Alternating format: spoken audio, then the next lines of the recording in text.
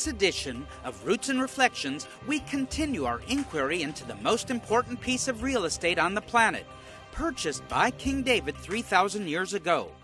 This transaction is recorded in the book of Samuel. So David bought the threshing floor and the oxen for 50 shekels of silver.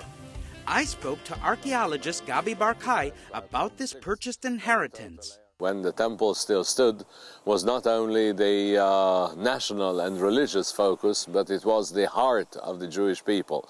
It was the place where they believed the first rock was put down by the Almighty, and the rest of the world was created around it. It was the place where Abraham attempted to sacrifice his son. The binding of Isaac took place on that mountain. That is the place which was purchased by David from the Jebusites, and the place where he built his altar to stop the plague among his people. That is the place of the first temple built by his son Solomon. That is the place where the returnees from the Babylonian captivity built a second temple. It is the root of Jewish history. It is the source of all what Jewish history is about. Here on the Temple Mount, the Cohens, priests, and Levites ministered before the Lord God of Israel. So when the high priest was inside the Holy of Holies, he was able to look through Nicanor gate, through the copper doors, to the eastern gate, and he was able to see the priest that was in Mount of Olives, that was able to see the sunrise from the mountains of Moab, and then he knew that he was permitted to go into the Holy of Holies. It's a small world, especially here on the Temple Mount, as I run into my friend Ilan, one of the best tour guides in Israel. When we found the eastern gate, the original Golden Gate, we can tell exactly where was the temple. Let's say that most of the scholar thinks that the temple was in the center of Mount Moriah, over the foundation rock. Now the eastern gate should be somewhere over there, but we cannot do any excavation. That's one of the problematic issues here in the Temple Mount. We're not allowed to do any excavation here in the Temple Mount or in the area of the Eastern Gate. There is a theory of Israeli professor Kaufman, that thinks that maybe the temple was over there, where you see the copper dome. It's called the Dome of the Spirit. And he thinks that this dome was the exact location of the temple because it's in one straight line with the present Golden Gate. This is the Dome of the Spirits. Dr. Kaufman believes that actually the temple stood in this very place because it was in a direct east-west axis out through the eastern gate towards, of course, the Mount of Olives. Could it be that a future temple can be built in this place, standing next to the Dome of the Rock? After a great research that we made, the location of the second temple was on the place where today the Dome of the Rock is located. Actually, the Dome of the Rock is located on the place of the Holy of Holies. Do you want to know more about Roots and Reflections? Or find out about our upcoming tours or the humanitarian work of Vision for Israel? Maybe you want to buy one of Barry and Batia's worship CDs or download a free copy of Batia's recipes seen in the series. Well, the best place for all this is our website, roots4u.tv. Here you can also sign up for our free Jerusalem on the Line newsletter. Online is also a great way to donate to this ministry, so go to roots4u.tv and start exploring today. Now, the Dome of the Rock, they said, was built at 691. We cannot go into the Dome of the Rock since September 2000. Tourists cannot go into the Dome of the Rock or to the Al-Aqsa Mosque. They can only visit the Temple Mount. The mosques are open only for Muslims prayer. We're heading over to the Eastern Gate.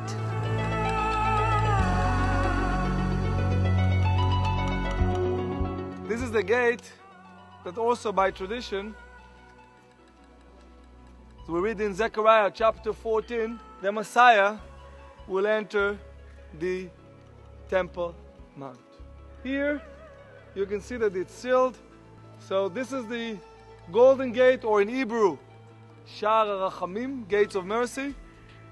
And this gate is the only gate today in the eastern wall. The original gate could be or down below this gate that you see here, or further south in one straight line with the golden dome. So this is one of the controversial issues. God speaks about the eastern gate, the golden gate, that would be sealed until the time that only the Messiah or the Prince could come through this gate. And to this day, we have that gate sealed. Behind me is the Golden Gate, or the Gate of Mercy. Ezekiel says, "Then he brought me back to the outer gate of the sanctuary, which faces toward the east. But it was shut. And the Lord said to me, This gate shall be shut. It shall not be open, and no man shall enter by it, because the Lord God of Israel has entered by it. Therefore it shall be shut.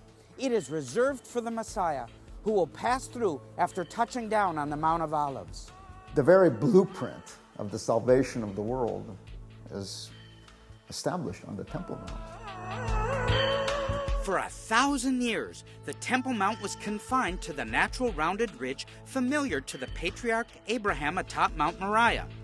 It took King Herod the Great to expand the site, creating a huge artificial platform 500 by 500 cubits that even Solomon would not have recognized. Herod enlarged the Temple Mount in the 20s of the 1st century BC and more than doubled the area and made it into the largest religious compound of the whole ancient world. There is no place larger than that. According to the ancient Jewish historian Josephus Flavius, Herod undertook a very great work to build the temple of God and make it larger in compass, to raise it to a most magnificent altitude. Josephus says Herod took away the old foundations and laid others and erected the temple on them.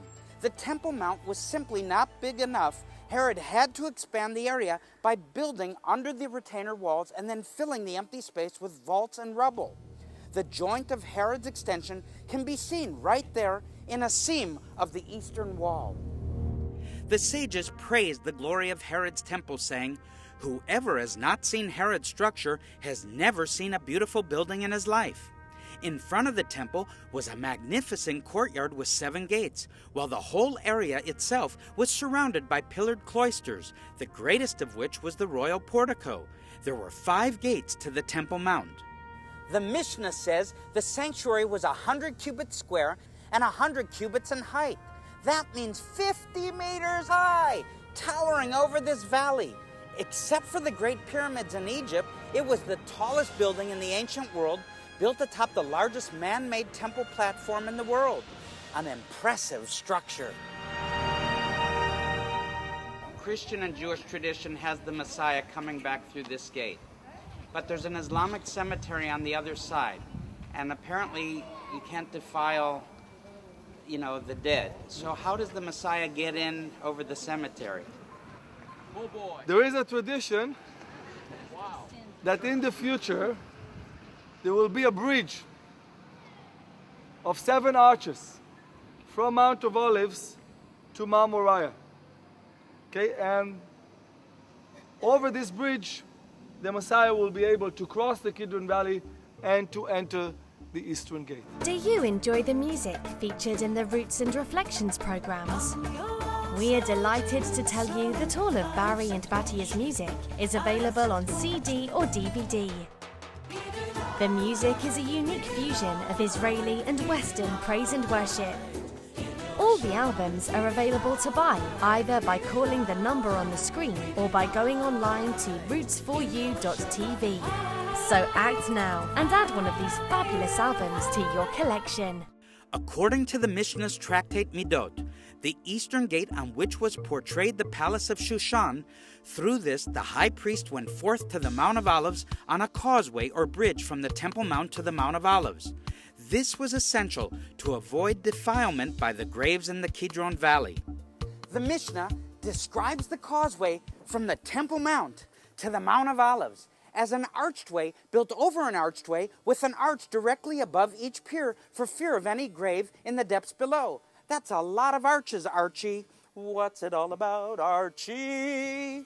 By this causeway, the priest that was to burn the red heifer and his assistants took the heifer and went forth to the Mount of Olives. The slope has been a cemetery for thousands of years. Today, there are Muslim graves on this side and Jewish ones on the opposite side.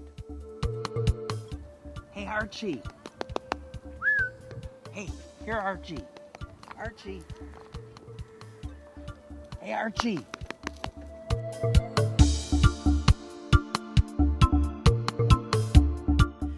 Enough of that, Archie. And on a serious note, the question is asked, what happened to the Ark of the Covenant of Moses? Scripture says regarding the first temple, then the priests brought in the Ark of the Covenant of the Lord to its place, into the inner sanctuary of the temple, to the most holy place under the wings of the cherubim. Above it was the mercy seat, where the high priest sprinkled drops of blood on the Day of Atonement. There is no reference to the Ark being in the second temple. It was again brought to Jerusalem on the second temple when it was built, and this time was not located in the Holy of Holies, because they knew through prophecy that the second temple will be also temporary. So it was hidden again underneath, in a secret room underneath the Holy of Holies. Now we are looking for the Ark of Covenant. You know, this is the most exciting event will be when the Ark of Covenant will be discovered and picked up. We have in the sources several legends about it. One of the legends says that it was Prophet Jeremiah who had hidden the Ark of the Covenant in the subground of the Temple Mount. This is a later legend, and so are also the legends about the Ark of the Covenant being in Ethiopia, being on Mount Nebo in Transjordan, or for that sake being in Fort Knox. The Ark of the Covenant was made of wood, and wood is a perishable material. It doesn't stand in the climate of this country. It's a controversial subject. Some say the temple provided supernatural preservative power, in which case the Ark of the Covenant and other items could have been preserved in concealed chambers in the bowels of the mount. A tunnel that was called in the Second Temple age the tunnel of the priest, from where the priest used to enter directly to the temple and keep their purification. Actually, I started digging just beneath the Temple Mount from outside a few years ago, and we were very close to the place on the Temple Mount where the Holy of the Holies was located. So we were very close beneath the Holy of the Holies. We believe, we have enough reason to believe that the Ark, the Holy Ark made by Moses, and the table from the temple, and the candle made by Moses are hidden, and other items, many other items, very important items, are hidden just beneath the Holy of the Holies, very deep. And we started digging. We came close to the place, not far than 35 till 40 yards from that place. But unfortunately, when we came so close, the Arabs started rioting and disturbing us, and the government became afraid. And they stopped us. They built just a wall, and we had to finish our digging. But I'm sure that if we would keep on digging, we would find a tremendous result of items from the temple. We discovered the tunnel from where the priest used to enter, this tunnel will lead us to the room where the Ark of Covenant was hidden. They started immediately to clean the tunnel. A meter after a meter after meter. It was secretly, nobody knew about it. And unfortunately, one day the media in Israel discovered it and published it. The Arabs started immediately to demonstrate, to throw stones of the workers in the tunnel. And I must say to everyone, we were about maybe just few hours or one day of work to come to the place of the Ark of Covenant. Are there undiscovered chambers under the Temple Mount? If they are undiscovered, how shall I know about them? And do you suspect there are many undiscovered chambers? Yes, I do. Yes, I do. Even the surface of the Temple Mount was not properly studied.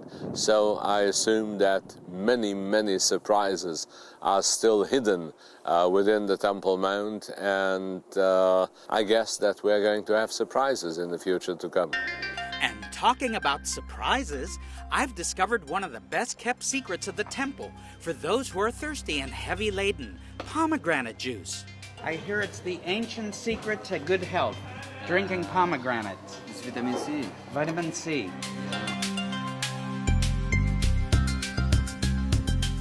Yeah, this is from Jericho. The pomegranates are from Jericho. Yes.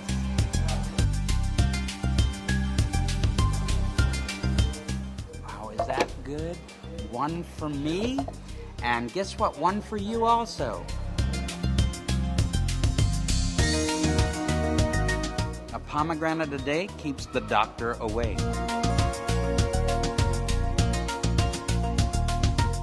Solomon's massive twin pillars in the first temple were covered in a network of hundreds of bronze pomegranates. So he made the pillars and 2 rows of pomegranates above the network all around to cover the capitals. According to the legend of the lost pomegranate, a pomegranate that actually fell off of Solomon's pillars, somewhere around here that pomegranate was buried. Let's look.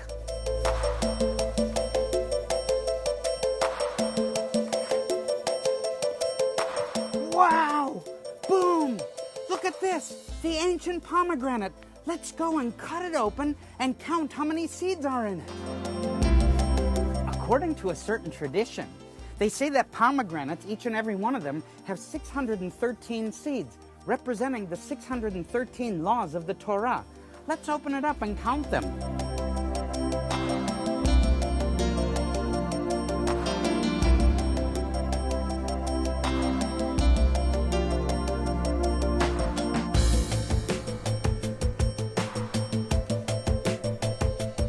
One for you, and 612 more for me. 2, 3, 4, 480, 481. Well, maybe some pomegranates have 613, but certainly not this one. After that hard work of counting pomegranate seeds, we need a music break.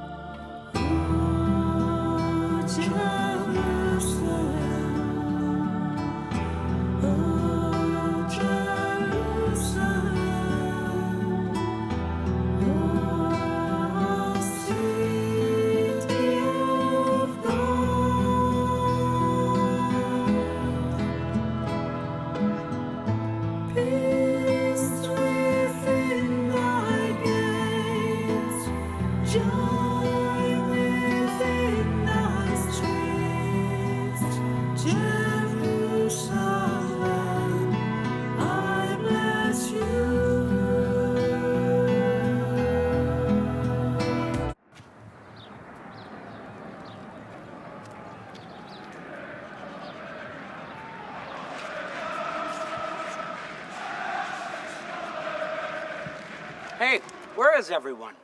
What do you mean? You didn't hear? We're renovating. Everyone's at the Sukkot celebration.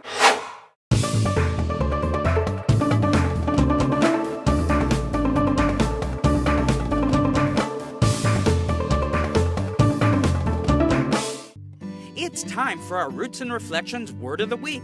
Watch all of our programs and learn each word, and then you'll manage Hebrew basics during your trip to Israel. Slicha.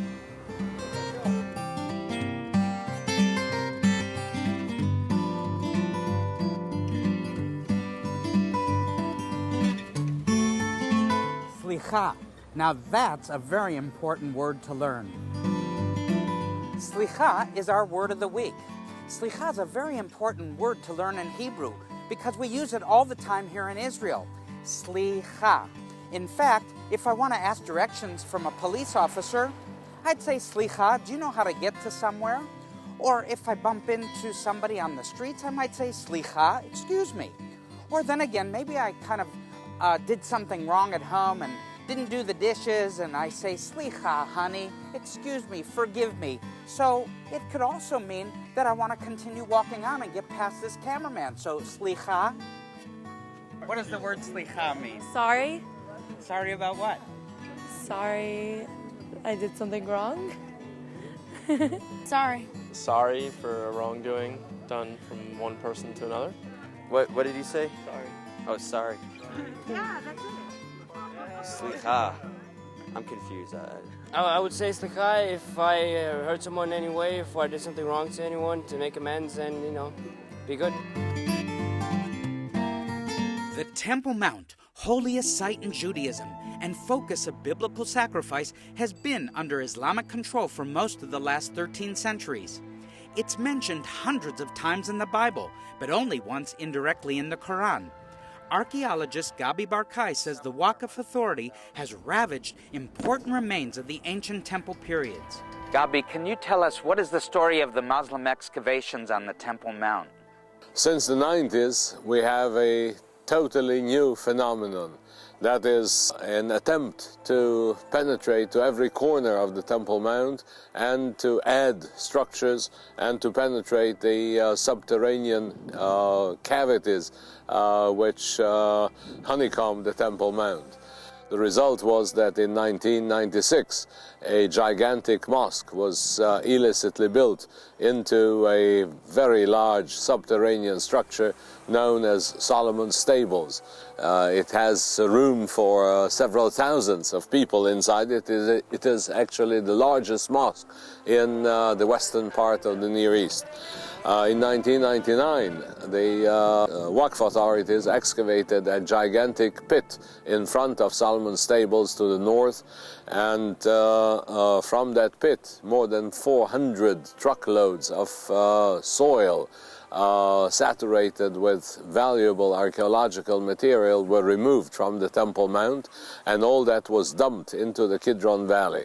We are here trying to save the knowledge and save the artifacts from those truckloads of material removed from that gigantic pit, which was a barbarous dig. It was a dig carried out instead of toothbrushes with bulldozers, and it is a most destructive act.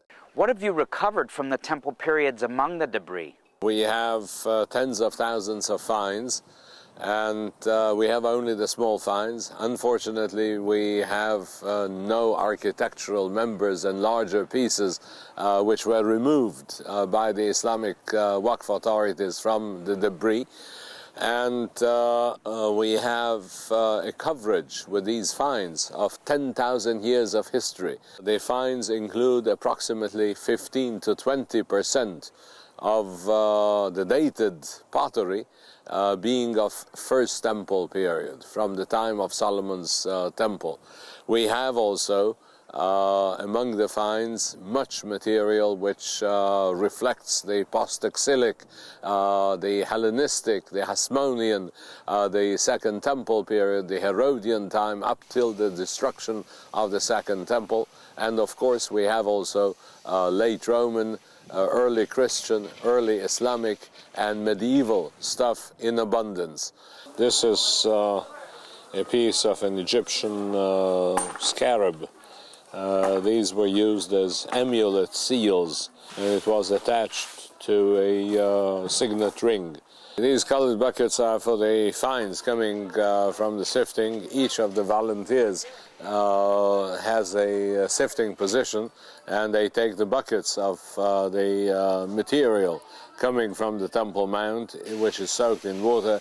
This is sifted through, and whatever is either made by man, used by man, or testifies about man's environment in the past is collected. And here is the preliminary sorting of the material. This one bucket is for glass objects, the other one is for pottery, another one is for bones, another one is for metal objects, another one is for stone objects, etc. The volunteers coming here, they come from abroad and from Israel. They are school kids, university students, soldiers, yeshiva students, families, individuals, Christian pilgrims, and all kinds and types of them. We had over 30,000 volunteers taking place in this most important projects. This is a very rare opportunity for people to touch history of Jerusalem's most important spot with their own hands. And every volunteer is welcome to join us in this endeavor, and we welcome everyone with open arms and open hearts. Roots and Reflections encourages viewers to participate in the Temple Mount Antiquity salvage operation. It not only provides an interesting experience during an Israel tour, but contributes to revealing the roots of the most important biblical locality.